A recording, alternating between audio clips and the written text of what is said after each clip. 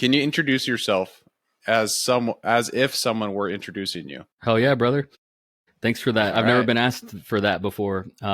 This is Knives Monroe. He's a creative director, filmmaker, entrepreneur, podcaster, YouTuber, jack of all trades, master of none.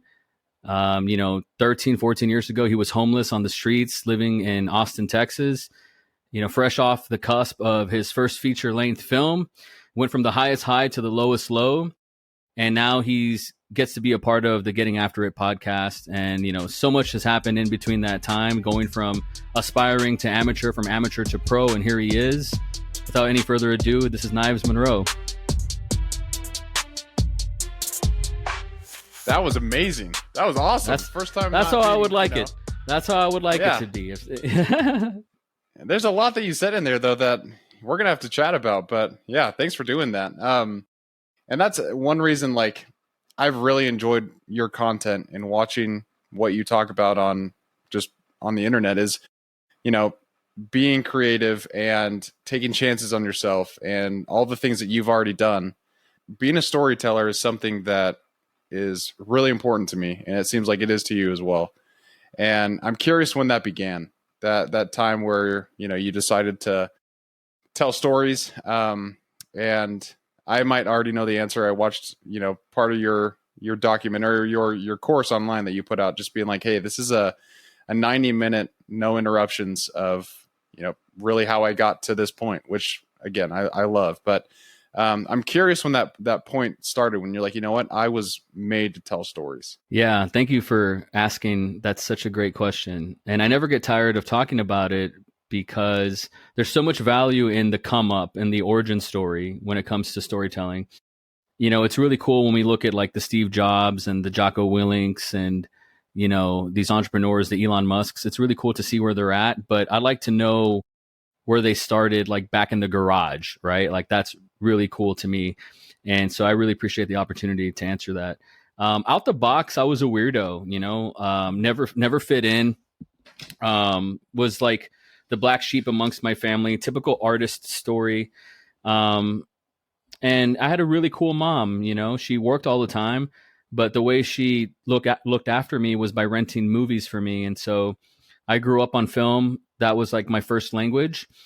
My first memory is watching a movie, in fact, Raising Arizona by the Coen brothers. I think it came out like 87. And that was my first memory. Yeah, I like came to life and like watching that movie when I was like 2 or 3 or something. And long story short, my mom rented me Kill Bill Volume 1 on VHS in 2004. And I watched it. I'm about 45 seconds in. And spoiler alert for Kill Bill. There's a scene. It starts off, it's black and white. It's the bride. She's on her back. Bill puts a bullet in her head. And right before she gets shot in the head, she says, "Bill, it's your baby." And then boom, cut to a title card. The 4th film by Quentin Tarantino. And in that moment, I get chills every time I talk about it. It never fails. I mean, I got goosebumps right now. In that moment, I realized, oh shit, I'm a filmmaker. That's why I'm the way that I am. That's why I've never fit in. And that's why, the environment just didn't really work for me in South Texas in 2004. It was a much different climate than it is now. Now everyone's a filmmaker. Everyone's got a phone, and it's really cool. But that was my come to Jesus moment. Oh shit, I'm a filmmaker. Can we curse on this? I'm sorry. Yeah, no, you totally can. Oh, okay. I don't want to give you more work to bleep things, but that was my come to Jesus moment. And the first thing I ever did was make a movie. Some people they do commercials, they do music videos, they do short films, they document a wedding. But the first thing I ever did was a 3-hour feature film, and I didn't know any better. Yeah, it's on YouTube. It's on my website. It's called Her Doppelganger. It's not very good, but it's very passionate. It was made on the budget of hot dogs and handshakes, and that's awesome. Movies was all I wanted to make and all I wanted to do. I just didn't know how impossible it was until somebody told me, yeah, it's really difficult. And I was like, oh, I guess it is.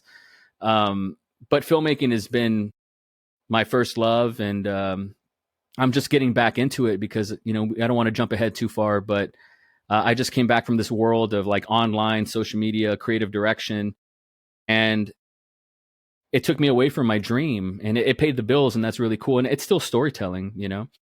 But I want to get back into my roots a little bit, and so you'll be seeing me talk a little bit more about that, I think, in the future online.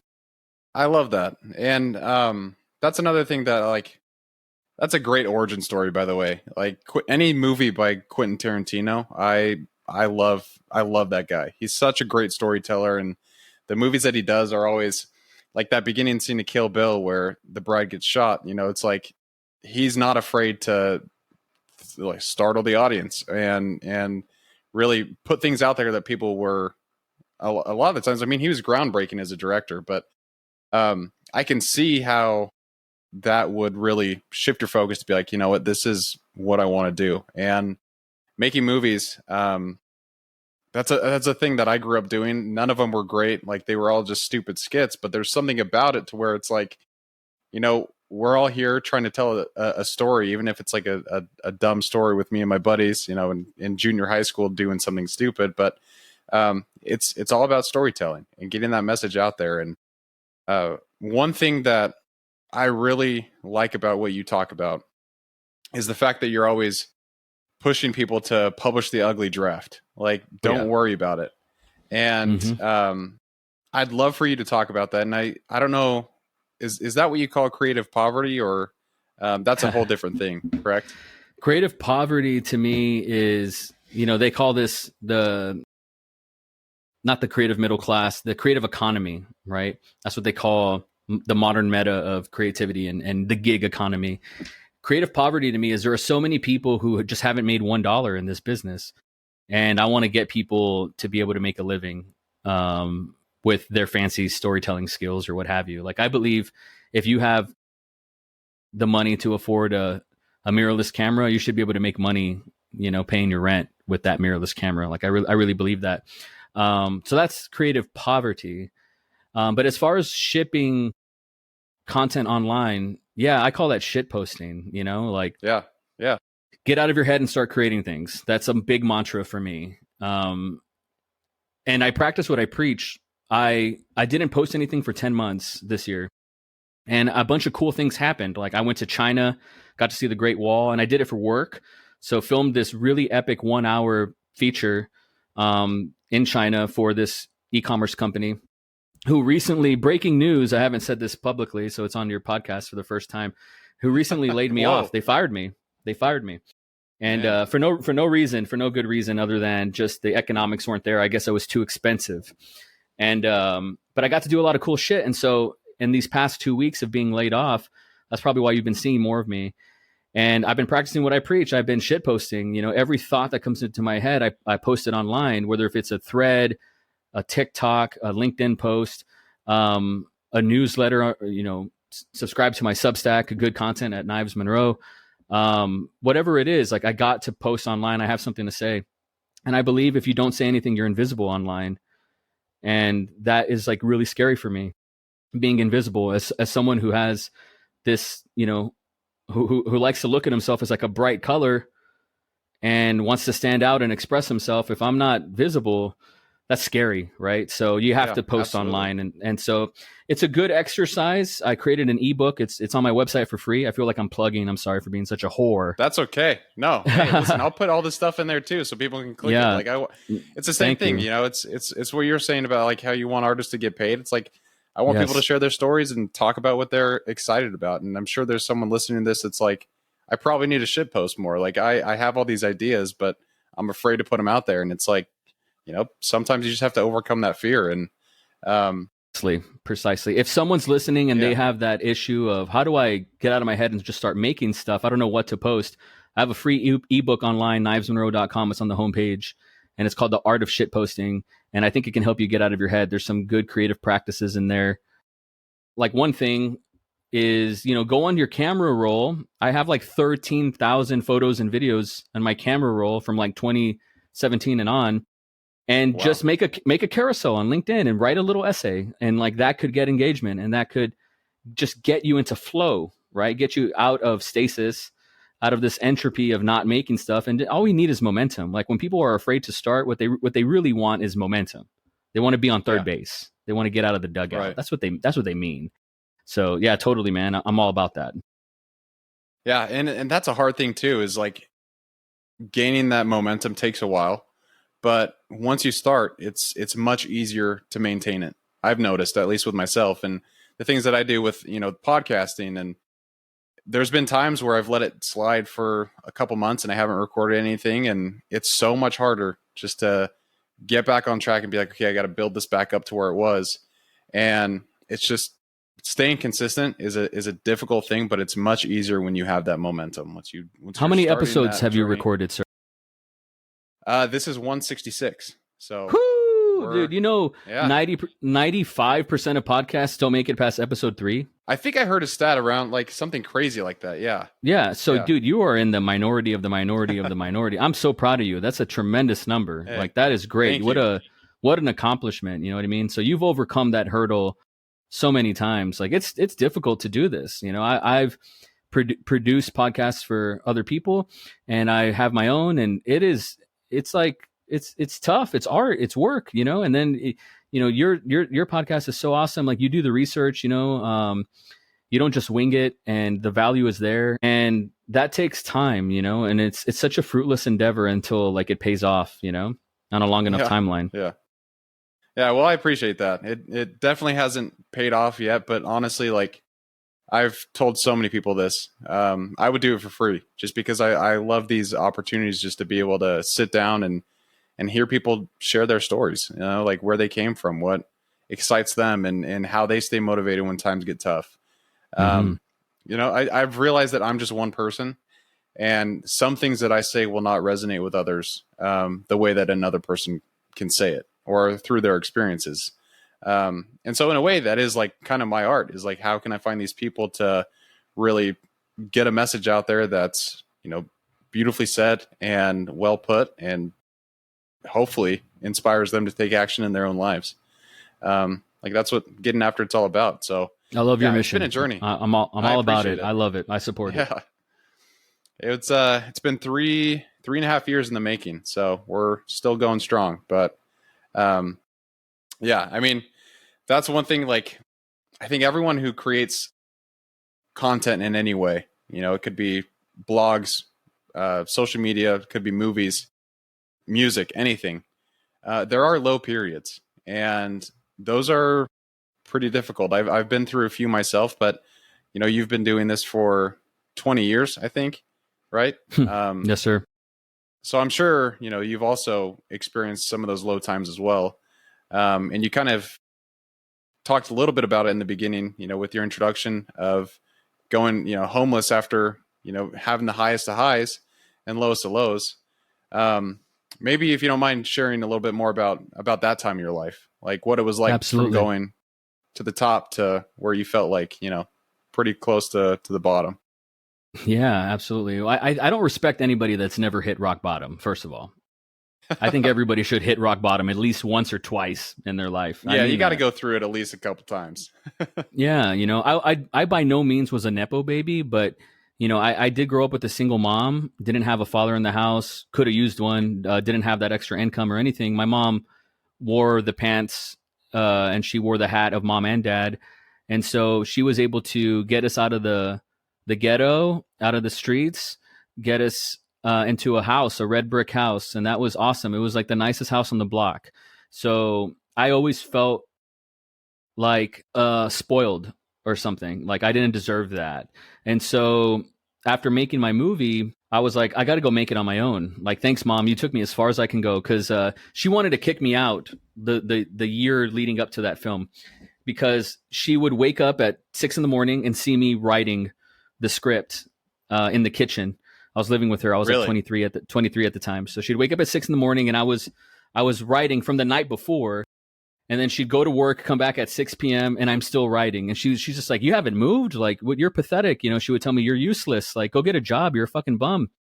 And I said, Mother, I swear to you, I said this. I was like, just give me a year. Let me make this picture. Let me make this movie. And then you don't have to worry about supporting me. Like, I'll do my own thing.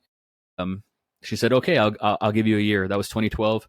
Made the movie and decided to move to Austin. It was the furthest place I could move to that was like away from my sphere of influence and my circle and my network and everybody, family, friends, everybody.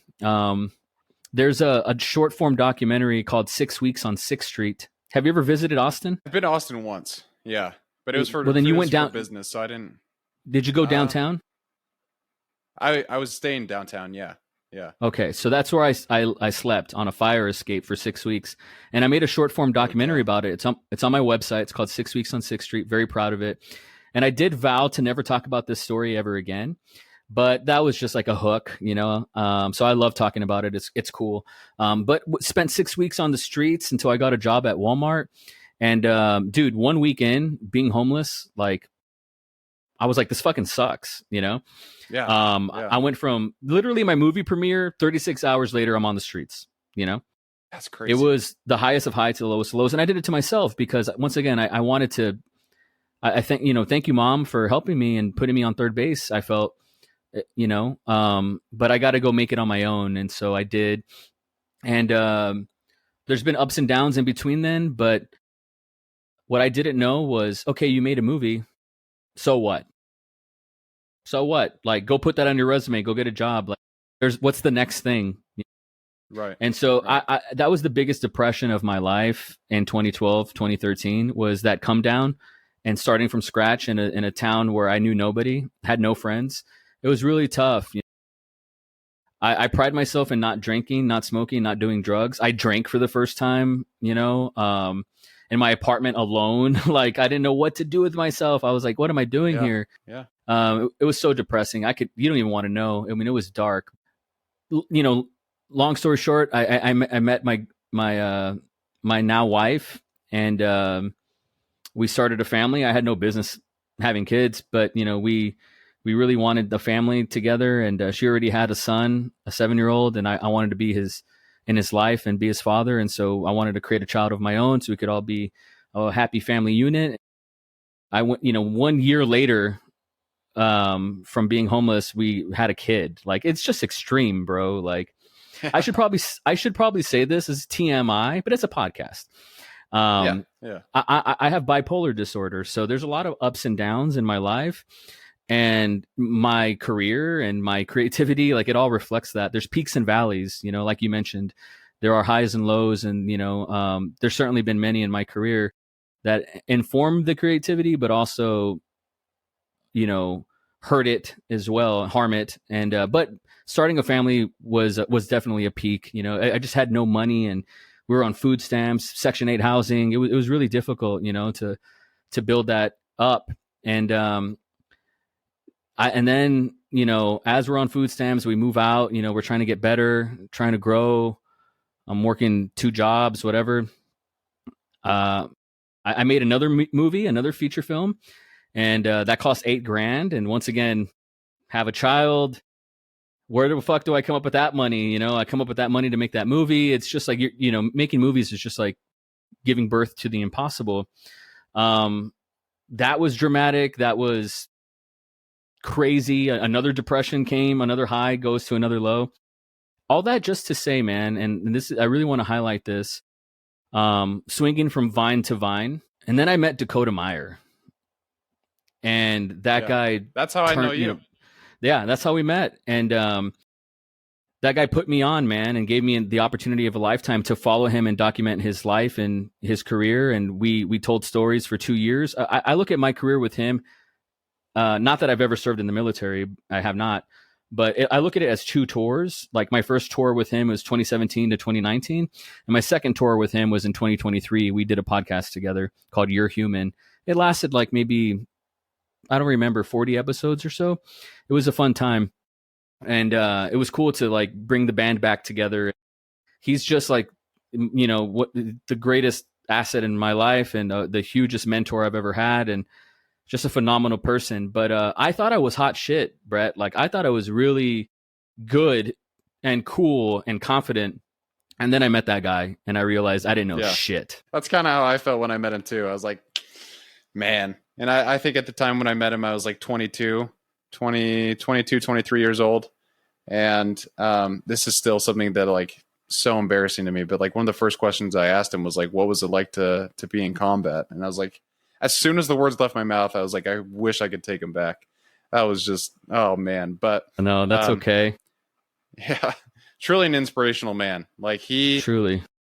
and yeah, maybe you can talk more about like how he found you and what that was like working with him in the beginning. Because it sounds like it was kind of a pivotal moment for you.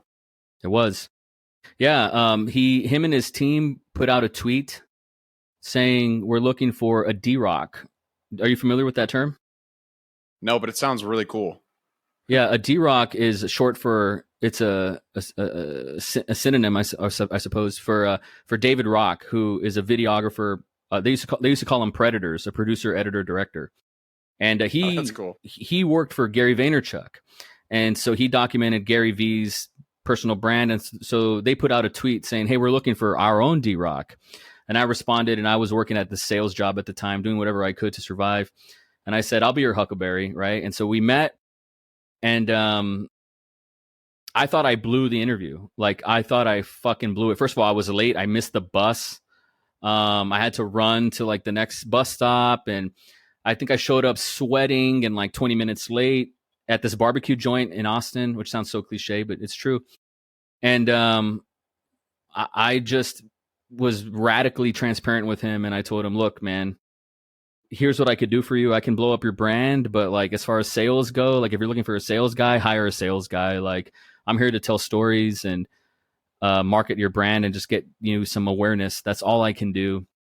And he gave me a ride home the first day I ever met him. I'm a fucking stranger. He doesn't know who I am. He's meeting this kid. Yeah. Who the fuck is Knives Monroe? Like, is that your real name? What is this? And he drove me home, which was like a 40-minute drive, and Man. took me like 3 hours to get there from the bus. I took a day off from work to meet him. Like it was just like mayhem. All hell broke loose. And I think he made me an offer later that evening. He was like, "What do you need to survive?" And I said, "I need this amount of money." And he said, "Okay, I'll pay you a little bit more than that. And when can you start?" And I was like, "I can start tomorrow." And on my website as well is my first video I ever made for him. We shot it at On It in Austin, Texas, Joe Rogan's joint, Aubrey Marcus. I don't know if they're still in cahoots or what, but yeah. I know On It's still around. I don't know who runs that thing now. Yeah, but. neither do I. But okay, good. We shot it there. It's dated. It's time stamped. And first thing I ever shot for him, I have the biggest chip on my shoulder. I borrowed a camera. I didn't even own a camera, because I was broke beyond broke.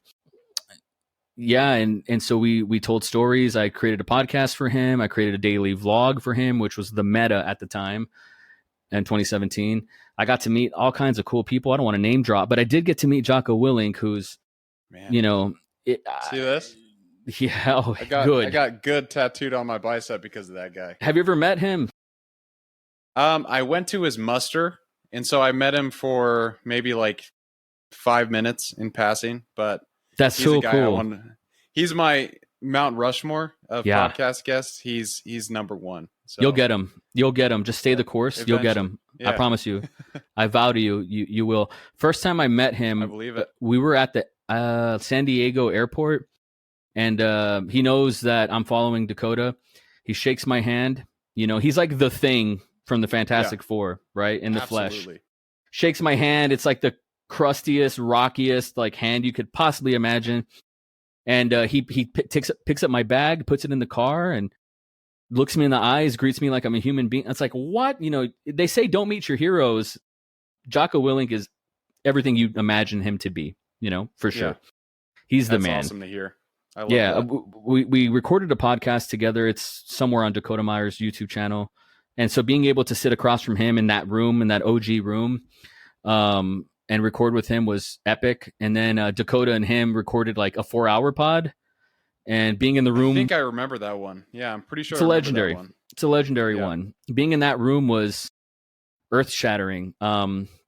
Just so cool, So you got to meet all kinds of cool people. I like to think that when I made my feature film, that's when I was a professional. No, it wasn't until I started shipping content with Dakota that I really become a professional, because then I could pay my bills with what I refer to as art money.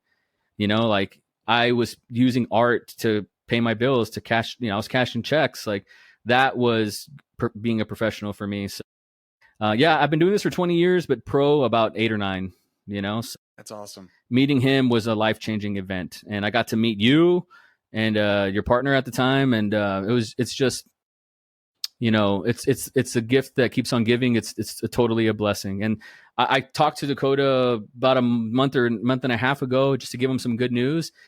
I called my mother to give her some good news. She didn't answer. I called my brother, Jeremy, and he doesn't answer. I called Dakota, picks up on the first ring. Hadn't talked to him in a year and a half, maybe 2. That is And awesome. he couldn't be happier for me. And it's just like, dude, like, some of these guys are who they say they are, and it just inspires me. And every ounce of leadership knowledge that I have is because, working with these guys. Yeah, absolutely. I mean, I can say the same for myself, and I've barely spent time with them. It's just like the things that they teach and they talk about. It's all, about discipline, leading by example, owning up to your faults when things happen.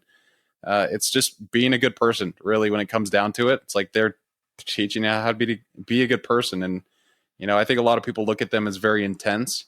But in some, like, they had to be for the reason, like, to protect and serve the country. Mm-hmm. So, I mean, that makes so much sense. And what a cool story. So that finally got you off the ground, and sounds like opened up a lot more opportunities. Dude, validated me. Yeah. An artist needs Yeah. validation. Someone Absolutely. to believe in you. That's all we need sometimes. It's just somebody to buy your stock. It gives you, it puts some air in your wings. Yeah, absolutely. And I love that. It's like, hey, my wife and I, we have this phrase that we say all the time. It's like, be your own biggest cheerleader and be everyone else's too. Like, cheer yourself on when you're going through the hard moments. And when someone else has success, like, there's enough to go around. Like, be excited for them, be happy for them. I don't know. I just think with like social media and stuff, there's not that, like, people kind of compare themselves to others all the time, and removes that human piece a lot of the times. It's like, hey, listen, we're all here together. Let's make the most of it, kind of thing. That's such an abundant mindset. I love that. Tell your wife that Knives Monroe approves. That's a great one. I will. Yeah, no, yeah. She's helped me a lot with that kind of stuff. But brilliant. I want to kind of ask about your creative process. Well, let's get into something that's like, everyone has a different process for how they decide to create, how they brainstorm, how they think about things.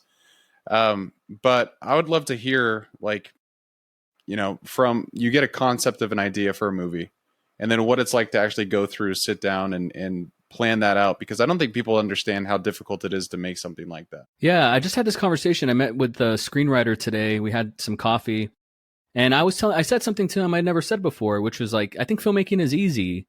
I think, we can be really romantic and self-aggrandizing as a filmmaker. We're so pretentious about the process and coordinating people's calendars and schedules and getting locations and set decks and wardrobe and makeup and hair. And it's just so overwhelming. It's so much, especially at an indie level. Dude, it's a miracle. Like, it is the funnest job. We're playing make-believe. Like, the kids say nowadays, it's not that serious. It's not. It's playtime. It's playtime, And then, is it expensive? Hell yeah, it's expensive, for sure. It costs money. But screenwriting is just like the biggest joy. It all starts on the page, You talk about creative process. I've only written screenplays where the whole story hits me at once. The whole thing. Every character, their siblings, what they wear, like minute details. If a germ gets you like that, you got to make it. Like, because ideas don't come fully formed like that. You're lucky if you get a character name, the title of the picture, maybe the car that they drive, or maybe the plot, right? Like, let me ask you a question. Like, what's one of your favorite movies? Ooh, that's a great question. I mean, this might be a bad answer, but I love no such thing. I love The Dark Knight. That's one of my I knew you were going to say that. I knew you were going to say that. Really? So yeah, I did. So what is The Dark Knight about? Good and evil. Really. Good and evil. You said it. So when the best stories are the ones where you can tell me what it's about in a soundbite like that. When you ask somebody what's it about, they'll say, well, there's this, a vigilante guy, and there's a district attorney guy, and there's a bad evil clown guy, and it's about the dynamics between, politics and like moral justice. And it's like, no, dude, you're telling me what the movie is. Like, I'm asking you what it's about. And you said good and evil. That's what it's about. You know, and when you can synthesize a story like that, you got something, right? And I think that's why that movie was so successful and made so much money, and is still talked about almost 20 years later, and it just endured in pop culture and in the zeitgeist. It's just, we still talk about it to this day. Every time you put it on, it's like, it's just it captivates you. It's arresting. That is the goal of every storyteller. You know, how do we do that?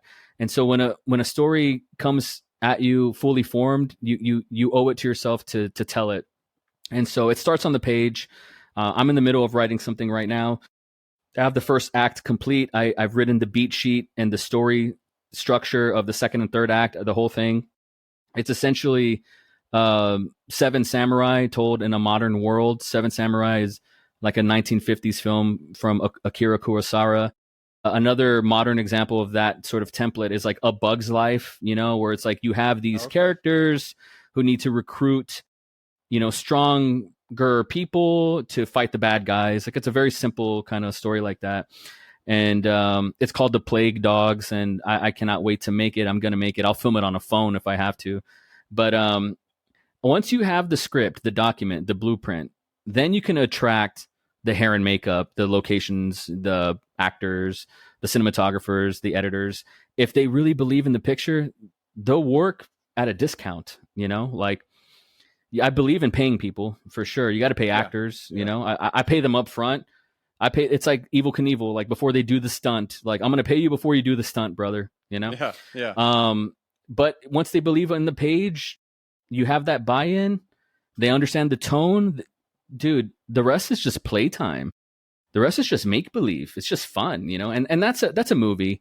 And then there's the creative process for like social media campaigns, and, you know, how do you sell a product, and, you know, there's marketing, and that is a different creative process. It's way different.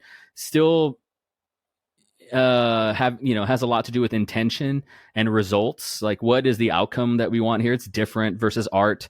Commerce and art, you know, is different processes, but there's an overlap. Yeah. No, I love that you said that. You know, it's like you said, it's the content that people really care about. Like, obviously what's on the page is going to dictate, you know, how the story is told, and who you get involved to tell that story. And it's something that I think about a lot with, you know, my podcast, and I journal a lot. And so like I write down just my own thoughts and certain things I'm thinking about. And a lot of the times it's not pretty, but it helps me understand like how I'm thinking, especially when I'm doing, you know, research for guests, or if I'm diving into a topic on like a solo episode. I want to make sure that the content that I have is relevant and actionable for the audience. And, you know, that's probably one of the reasons I've been able to keep this going so long, is just because I have, you know, my own creative process when I do this. And it's going to sound weird, but yeah, it doesn't feel like work. It feels like play, because it's just me, like, you know, thinking about, okay, well, how can I tell this principle of, you know, stoicism in a way that people will get interested and excited to learn about it.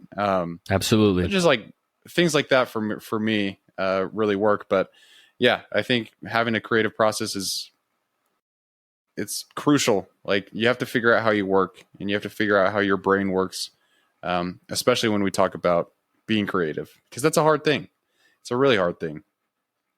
It comes naturally. So I forget how difficult it can be sometimes, you know, but you're right. You got to have standard operating procedures, and you got to have systems in place so you can do repeatable creativity for sure. Yeah. Yeah. And I've been thinking about this a lot, and been throwing this idea around with like my brother and my wife, just like getting some feedback on it. But I've been getting into ultra running. So, you know, running anything over a marathon is considered an ultra marathon. And my brother and I are doing a 50 miler next April in Sedona.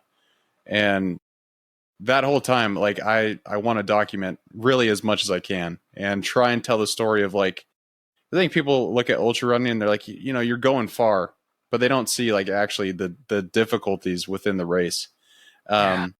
and that's kind of what I want to have it focus on, is like, let's go. All the pain and everything that we're going to be going through, and Yeah. telling that story, being like, this was a challenge, but yeah, here's what happened in the end. And it's not going to be pretty. Like, I'm sure there's going to be times when we're, swearing and yelling of and course. saying all kinds of things, but that's part of it too, is like, being raw and real. How exciting. Yeah. So let's talk. Can we talk about that for a little bit? I'd love to. Yeah. Yeah. Okay. Absolutely. So do you have, and this is the creative director in me, so sorry. But do you please. have like, content and pillars, and like, do you have the channels and what you want to do? And do you have all that in place? I'm curious. I mean, of course you do, but I just want to know. Yeah. I mean, like, channels, and I'm on YouTube, TikTok, Instagram, like those kind of things. Mm-hmm. So long form, probably not on TikTok and Instagram, but YouTube would probably be the one. And then I have a website as well. So you follow Nick Bear. Yes, I do. Okay. So I really like his approach to his process. I can't believe how good and compelling, not just of a storyteller he is, but as a content creator he is. Like he makes it look so easy. Now, I'm sure he's not editing the videos. He has a team that does that, I'm sure, but he's filming them, and that takes so much. That's a full-time job in and of itself. So take a page out of his book and just tell those long form stories.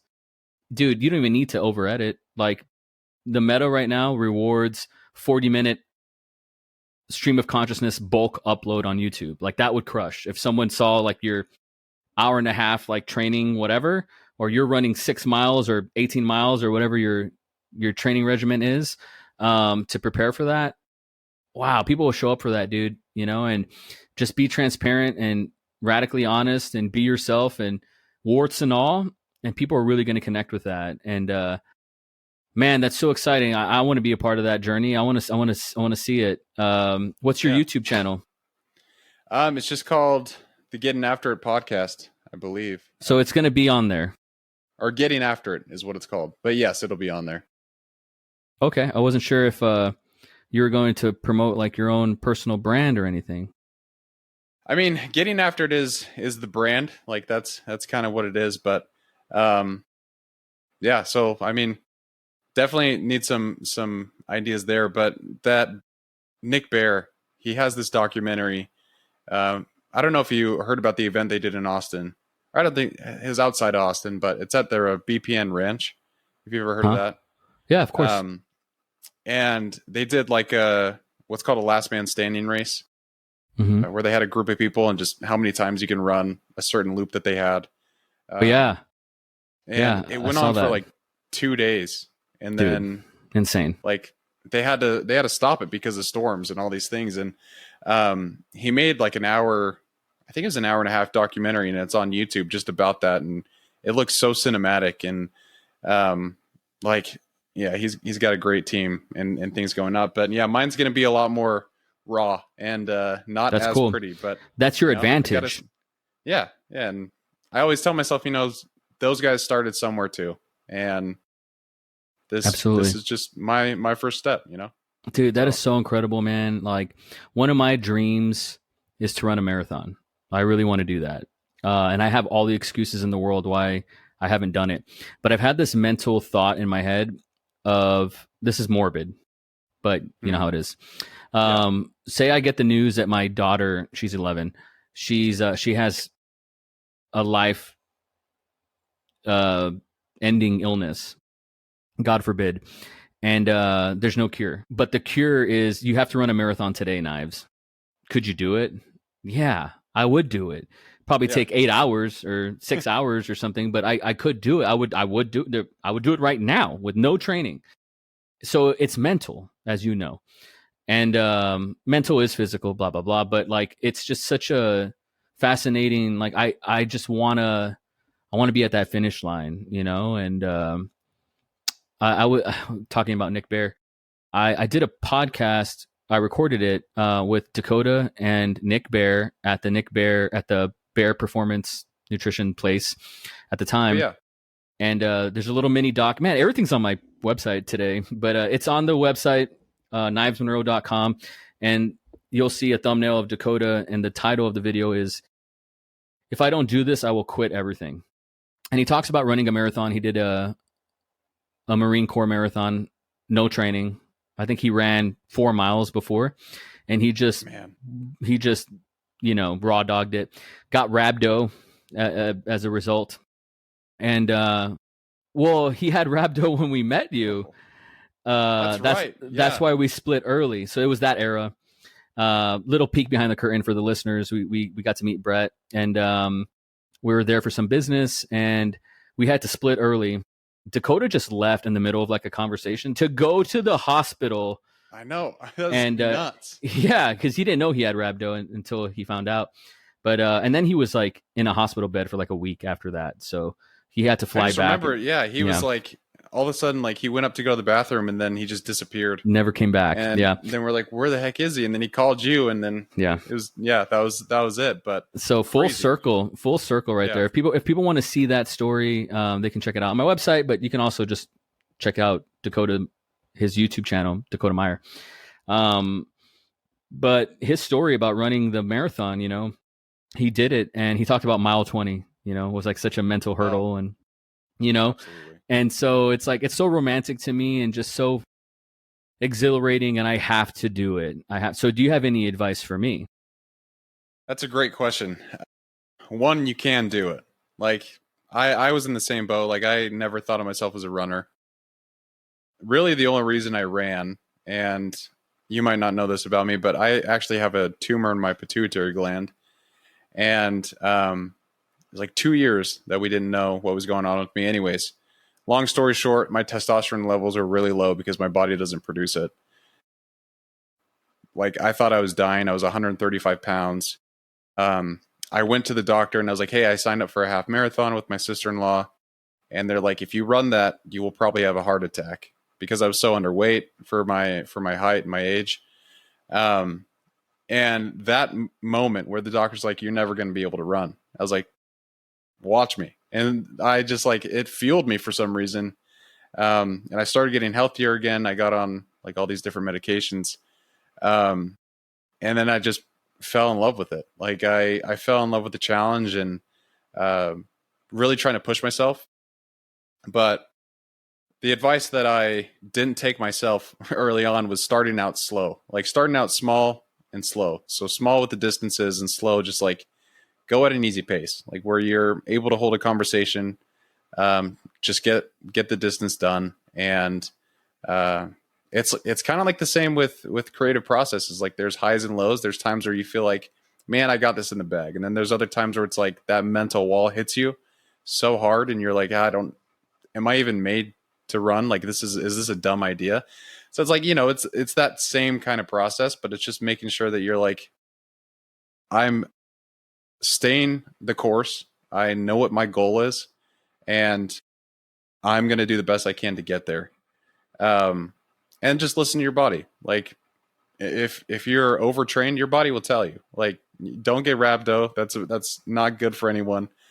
But then also, like, if you feel like you're not pushing enough, like sometimes you got to be honest with yourself and be like, you know what, I have more to give. So it's very much experimentation in the beginning, like understanding how you feel. And, but I will tell you, my favorite running shoes are the New Balance 1080s. Those are the most comfortable. Like that's all I wear. They're great. So that's probably the best advice I can give is just start out slow, because if you go out too hot, like you'll hate it way sooner than, you have to give yourself that time to adapt. And it's not comfortable, but it passes pretty quickly. Like if you run for a week, the next week will be easier and so on. So yeah, that's my advice. But love it. That's sound advice, and you're a practitioner, so I trust you. Try. That's so inspiring. Keep us updated on your journey with content. Document your 50 mile marathon. 50 That's miles. insane, dude. That's insane. It's in the mountains. So it's a trail marathon, and so I just we'll have can't pretty imagine. views though. Yeah, you'll have pretty views. Yeah. I look forward to the pod where you talk about where like the dark places where your mind goes. But yeah. Yeah. I mean, I've shared a few of those on this podcast, but um, you're talking about during running, like during those long Yes, races. sir. Yeah. I Yes, mean, sir. I I just ran a 32-mile race in Moab, Utah, October 25th, Yeah. and yeah, even during those times, like your body, everything feels like it's aching because you're not just going distance, like you're going up mountains, and there's a Yeah. lot of elevation change, and like there was a couple times during that race where I was like, this shit just sucks. Like I just want to be done. I love those moments because You're a sicko. yeah, well, it's just like, those moments teach me who I really am, and like if I am able to keep going, and they're just so honest, and they're a rarity. Like there's not very many times in my day to day life where I'm like, I just want to stop. But this teaches me that like, hey, I can keep going. So yeah, I mean, definitely will document a lot of those things. And the 50 miler is almost double the distance of what I just did. So I'm sure I'll be in a lot of dark places on that one. But yeah, I'll keep everyone updated. I'm so impressed. That's so cool. You're the real deal. That's Hey, awesome. I aspire to get there. I want to incorporate running into my life because I think it's good for you, but also it'll inform my creativity, man. Like it'll just make me sharper, and better and stronger and faster and endurance and everything all around. Um, I'm a big Tony Robbins guy, and he talks about emotion is created with motion. He talks about physiology quite a bit and state, and getting your body at a optimized state, peak state, right? And all that's physical. And so being able to get there, yeah, I've ran 1 mile, dude, my whole life. Like I've ran 1 mile twice my whole life, 1 mile, and well, then you got fresh knees. I do. I do. I like to think of myself as a vehicle that doesn't have that many miles on it. Even though Yeah, I get 20,000 steps a day, I walk quite a bit, and that's awesome. but I want to get to where I'm going faster. Like Yeah, yeah, why walk for 3 hours when you could squeeze that into a nice 40-minute run or something? yeah, yeah. And that's the thing is like that all comes with time. It's just. Um, have you ever heard of like progressive overloading with weightlifting and that kind of thing? Yeah. Is there like Yeah, a similar process with running? it's just basically the same kind of thing. So it's like, what I like to do is I'll run like 5 miles, and then the last mile or half mile, like I'll just try and go really quick. So that's like a tempo run or a progressive run. I see. Um, but then just like the next time, you just keep trying and doing that, and then soon enough you'll be like, hey, I can actually maintain this pace. Yeah. So yeah, there's a lot that goes into it, but I won't bore you with all the nuanced details. It's not boring. It's really cool, but I'm sure your listeners have heard it, and just keep us updated, man, because that's the most impressive thing. I think that's so rad. But yeah, and you got to keep me updated on the I new will. film. I got to spend more time on your site checking out what all the other It's stuff that you bonkers, have, dude. This movie's bonkers. Like it's one of I'm those. excited. I don't even want my kids to see it. Like they're gonna be like, "What the fuck is wrong with you?" Like it's very exciting. It's very exciting. Hey, there we go. That sounds Yes, awesome. sir. Yes, sir. Um, but yeah, I really appreciate you coming on and just being honest, sharing your story, and Of course. talking about creativity because it really is important. That's one thing I love about humans that we all share is we all love stories. And film is, in my opinion, one of the best ways to tell stories. Like it's so visual, the audio, the actual, the compelling acts of the characters, like all those different things. Like that really, like the reason The Dark Knight's so important to me is because like Heath Ledger's performance in that was unmatched. No one's ever gotten close to that guy. And it's just like stayed with me, and all those different scenes, like I quote it all the time, and it's just because like it was such a compelling story. So yeah, I mean, I just really appreciate your time and for coming on the podcast. And I know Thank you're you a for busy guy. inviting me. That's Of okay. I course, always yeah. make time for you, man. If you ever want to do it again, I'm down. Well, that's the thing is, my wife is a pilot, and so we have benefits. And she flies to Austin, Texas. So maybe, hey, next time it's an in-person one. Come to the crib. Come I'd to the love it. crib, man. You're invited. Just open the door. And then you could show Just me walk around, right take in. me to barbecue spots, Oh, I got the best barbecue spot, brother. There we go, man. Everyone says they have it, but my God, yeah, I actually know it and I gatekeep it. So I'll save that for IRL. Ooh, there we go. Well, awesome, man. Anything else you want to share before we jump off? Just thank you for this opportunity to express myself and to speak my truth. I'm really proud of how far you've come and where you're going.